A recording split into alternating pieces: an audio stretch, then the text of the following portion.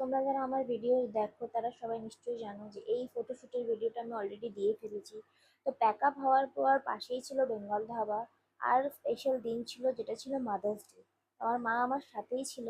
তো যেহেতু দুপুরবেলা খুব খিদে পেয়ে গেছিল শ্যুটের পর, তো পাশে একটা এত বড় রেস্টুরেন্ট থাকায় মাকে নিয়ে আমি চলে গেলাম ঠিক বেঙ্গল ধাবায়। তো ফার্স্ট টাইম বেঙ্গল ধাবাটা ভিজিট করছিলাম। ভিজিট করতেই ভেতরের অ্যাম্বিয়েন্সটা এতটাই সুন্দর, লিটারালি ফিল হলো যে হ্যাঁ, একটা বাঙালিয়ানা ব্যাপার আছে, আমরা বাংলায় আছি।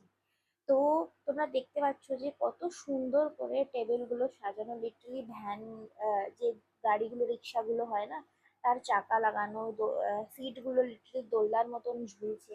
অ্যাম্বিয়েন্সটা প্রচুর ভালো ছিল। থালাগুলো পুরো পুরি ওই ইসে কালারের, কি বলে ওটাকে, আহ তামা টাইপ, তামার মতন দেখতে পাচ্ছ। বসেই দু চারটে ফটো ভিডিও তুলে নিলাম, তারপরে আমাদেরকে দিয়ে দিল মেনু কার্ড। মেনু কার্ডে ছিল পুরোপুরি বাঙালি খাবার দাবার। এবার যেহেতু খিদে পেয়েছিল, বেশি কিছু এক্সপেরিমেন্ট করার টাইম ছিল না, তাড়াতাড়ি করে fried rice chilli chicken order করে দিলাম। আর সাথে ছিল থামস আপ। খুব গরম ছিল তো ঠান্ডাটা অবশ্যই দরকার ছিল। তার সাথে দিয়েছিলাম একটা স্টার্টারে রেশমি মালাই স্পেশাল কাবাব। মাদার্স ডে, তাই তো? Mother's day special. মাদার্স ডেতে চুলো স্ট্রেট হয়ে গেল। তো শুরুতেই আমাদের রেশমি মালাই কাবাবটা এসে গেছিলো। অসাধারণ টেস্ট ছিল। জাস্ট মাকে জিজ্ঞেস করলাম তোমার কেমন লাগছে, মায়েরও খুব ভালো লেগেছে। মাকে নিয়ে এসেছিলাম, মায়ের খাবারগুলো পছন্দ হয়েছে সেটাই অনেক, কারণ আমার মা বেশিরভাগ বাইরের খাবার অতটা পছন্দ করে না। টেস্টটা অসাধারণ ছিল, একটা বাঙালি বাঙালি ভাব ছিল, ব্যাপারটা বেশ ভালো লাগছিল দুপুরটা। তো তারপরে চলে এলো আমাদের মেইন কোর্স, যেটা ছিল ফ্রাইড রাইস আর চিলি চিকেন।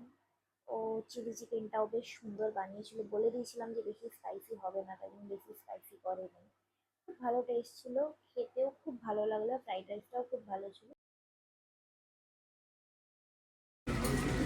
হ্যালো। হ্যাঁ, ভালো।